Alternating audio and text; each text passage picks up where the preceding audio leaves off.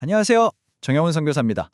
오늘은요, 많은 분들이 어쩌면 그냥 지나쳤을지도 모르는 아주 중요한 비밀, 바로 우리 믿음의 뿌리, 구약 성경이 왜 중요한지에 대해서 한번 깊이 있게 이야기 나눠보려고 합니다. 자, 오늘 우리가 함께 떠날 여정입니다. 먼저 모세의 잊혀진 명령에서부터 시작해서요. 창세기가 왜 그렇게 중요한지, 그리고 성경을 이루는 7기둥은 무엇인지 살펴보고 마지막으로 이 모든 기초가 우리 신앙에 왜 절대적으로 중요한지까지 함께 알아보겠습니다. 그럼 첫 번째 이야기부터 시작해 볼까요? 모세가 이스라엘 백성에게 마지막으로 남긴 유언과도 같은 명령. 하지만 안타깝게도 오랜 세월 동안 잊혀졌던 그 이야기입니다. 네, 바로 신명기 31장 9절에서 13절에 나오는 말씀인데요. 아마 신명기에 이런 말씀이 있었나? 하고 좀 낯설게 느끼시는 분들도 계실 거예요. 이건요, 모세가 정말 세상을 떠나기 바로 직전에 이스라엘의 모든 백성과 지도자들 앞에 남긴 마지막 유언 같은 명령이었습니다. 앞으로 가나안 땅에 들어가서 살게 되면 7년마다 돌아오는 그 안식년에 초막절에 남자, 여자, 아이, 그리고 너희 중에 있는 외국인까지 모두 다 한자리에 모으라는 거예요.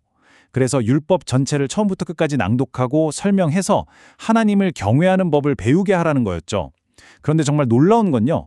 모세의 뒤를 이은 여호수아조차 이 명령을 단 한 번도 지키지 않았다는 사실입니다.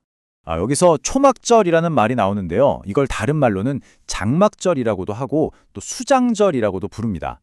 왜 이름이 여러 개냐면요. 이스라엘 백성이 광야에서 40년 동안 천막, 그러니까 장막이나 초막에서 살았던 걸 기념하는 의미가 있고요. 또 한 해 동안 지은 농작물을 다 거두어서 저장했다라는 뜻에서 수장절이라고도 하는 거죠. 우리나라에서 추석을 중추절이나 한가위라고 부르는 거랑 똑같다고 생각하시면 쉽습니다. 자, 근데 여기서 정말 중요한 포인트가 있습니다. 이 초막절 집회는요, 그냥 이렇게 하면 좋다는 제안 수준이 아니었어요. 하나님께서 성경을 가르치라고 직접 정해주신 유일한 국가적인 종교 집회 형식이었다는 겁니다. 물론 다른 집회들도 나름의 유익이 있겠죠. 하지만 하나님께서 하라고 명하신 걸 먼저 하는 게 순서 아니겠습니까? 이제 이야기를 조금 더 깊이 한번 들어가 볼까요? 많은 분들이 신약의 로마서야말로 기독교 교리의 핵심 중에 핵심이라고 생각하시잖아요. 그런데 사실은 구약의 창세기가 우리 믿음에 있어서 로마서보다 더 중요하고 더 필수적인 책이라는, 어쩌면 좀 도전적으로 드릴 수 있는 이야기를 해보려고 합니다. 보통 복음주의 기독교 안에서는 로마서가 최고다 이런 말을 많이 하죠. 맞습니다. 로마서에는 기독교 진리의 정수가 담겨 있어요. 하지만 여러분, 창세기가 없다면 로마서는 그 힘을 제대로 발휘할 수가 없습니다. 왜냐하면 사도 바울은 믿음으로 의롭게 된다는 이 엄청난 진리를 글로, 즉 이론으로 설명하잖아요. 그런데 아브라함은 바로 그 진리를 자신의 평생의 삶으로 그 신앙의 여정 전체를 통해서 직접 우리에게 보여주거든요. 어떻게 보면 아브라함처럼 믿고 살기만 한다면 로마서의 이론이 굳이 필요 없을 정도라고도 말할 수 있을 겁니다. 그러니까 핵심은 바로 이겁니다. 창세기라는 이 단단한 기초 없이 로마서 같은 교리부터 이해하려고 하는 건 마치 모래 위에 집을 짓는 것과 똑같아요. 그야말로 사상 누각이죠. 기초가 부실한데 어떻게 그 위에 견고한 믿음의 집을 세울 수 있겠어요? 절대 설 수가 없습니다. 자, 이 사진이 바로 그 핵심을 아주 잘 보여주는 장면입니다. 우리는 보통 아브라함이 떠나야 했던 본토, 친척 아비 집이 갈대아 우르라고 많이들 생각하죠. 그런데 성경을 자세히 들여다보면요. 하나님께서 떠나라고 명령하신 그 시점의 아비 집은 바로 이곳, 그의 아버지 데라가 가족을 이끌고 정착해서 살고 있던 하란이었습니다. 아브라함의 그 위대한 믿음의 여정은 바로 이 하란을 떠나는 것에서부터 본격적으로 시작된 겁니다. 생각해보세요. 아브라함에게는 이 육신의 고향, 하란으로 돌아갈 기회가 왜 없었겠어요? 얼마든지 있었죠. 하지만 그는 돌아가지 않았습니다. 왜일까요?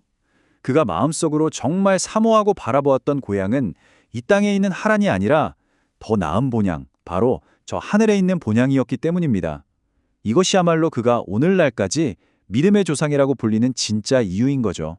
자, 이렇게 창세기가 우리 믿음의 가장 중요한 기초라는 걸 확인했는데요.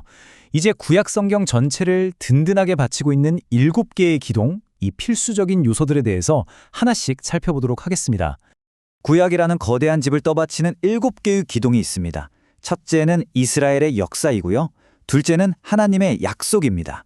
셋째는 우리 삶의 나침반이 되는 명령이죠. 그리고 이어서 넷째 예언, 다섯째 지혜, 여섯째 교훈, 그리고 마지막 일곱 번째 기둥은 바로 찬양입니다. 이 일곱 가지가 다 모여야 우리 믿음의 집이 비로소 굳건하게 세워지는 겁니다. 두 번째 기둥이었던 약속에 대해서 조금만 더 자세히 볼까요? 성경을 보면 약속이 두 종류가 나와요. 하나는 양쪽 모두에게 의무가 있는 우리가 흔히 아는 계약이고요. 다른 하나는 하나님 편에서 일방적으로 은혜를 베풀어 주시는 언약입니다. 예를 들어 시내산에서 맺은 율법은 너희가 만약 이렇게 행하면 나도 이렇게 해주겠다는 조건이 붙는 계약의 성격이 강하죠. 하지만 하나님께서 아브라함에게 주신 약속은 그런 조건이 없는 하나님의 일방적인 은혜, 바로 언약이었습니다. 이 차이를 아는 게 정말 중요해요. 자, 이제 세 번째 기둥인 명령으로 넘어가 보겠습니다. 보통 우리가 명령이나 율법 하면 613가지나 되는 그 복잡한 조항들을 먼저 떠올리잖아요. 그런데 그 진짜 의미는 단순히 지켜야 할 규칙 목록 그 이상입니다. 그건 바로 우리 삶 전체에 대한 청사진이고요. 세 가지 핵심 개념을 중심으로 이해해야 그 본질을 제대로 볼 수 있습니다. 그 세 가지 핵심 개념이 바로 이겁니다. 첫째는 살아라 하시는 생명의 명령이에요. 그리고 둘째는 그러면 왜 살아야 하는가? 즉 우리가 사는 이유를 정의하는 사명의 명령입니다. 마지막 셋째는 그럼 그 삶을 어떻게 살아야 하는가를 구체적으로 알려주는 계명이라는 명령이죠. 이 생명, 사명, 계명 이 세 가지가 하나로 합쳐질 때 비로소 우리는 하나님의 명령이 가진 완전한 의미를 깨닫게 되는 겁니다.